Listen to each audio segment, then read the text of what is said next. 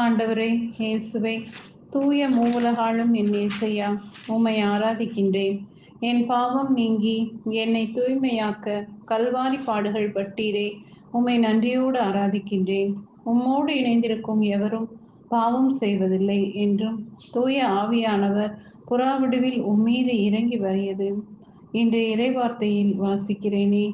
ஏசையா, என் மீது உமது ஆவியை பொழிந்து என்னை வல்லமைப்படுத்தும், அபிஷேகப்படுத்தும்.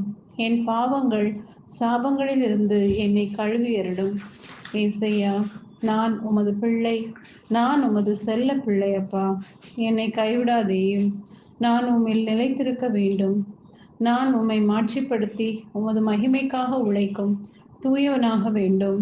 ஆண்டவரே, ஏசையா, நான் திருமுழுக்கின் மூலம் பெற்றுக்கொண்ட கடமைகள் பொறுப்புகளை சரிவரச் செய்ய ஆற்றலையும் வல்லமையையும் தாரும்.